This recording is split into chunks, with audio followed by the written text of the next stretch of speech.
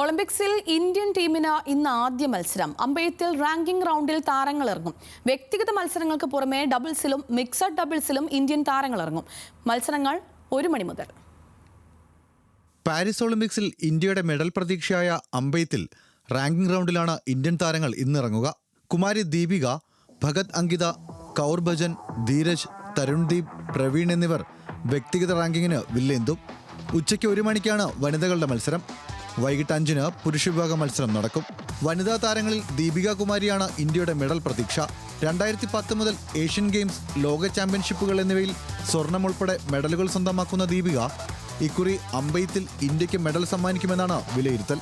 Commonwealth ഗെയിംസിൽ 2 സ്വർണം സ്വന്തമാക്കിയതുൾപ്പെടെ മികച്ച കരിയറുള്ള ദീപിക അമ്മയായതിനു ശേഷം തിരിച്ചെത്തുന്നുവെന്ന പ്രത്യേകതയും മത്സരത്തിനുണ്ട്. ഇന്ത്യൻ പാരമ്പര്യത്തോടും സംസ്കാരത്തോടും ഇഴചേർന്ന് കിടക്കുന്ന അമ്പെയ്ത്തിൽ ലോകത്തിലെ മികച്ച താരങ്ങളുടെ പട്ടികയിൽ ഇന്ത്യക്കാരുണ്ടെങ്കിലും നാളിതുവരെ ഒളിമ്പിക് മെഡൽ എന്ന സ്വപ്നം യാഥാർത്ഥ്യമായിട്ടില്ല. ഇക്കുറി ദീപിക കുമാരി നയിക്കുന്ന ഇന്ത്യൻ അമ്പെയ്ത്ത് ടീമിന് മെഡൽ നൽകാനാകുമെന്നാണ് പ്രതീക്ഷിക്കപ്പെടുന്നത്. Olympics desk, news Malayalam.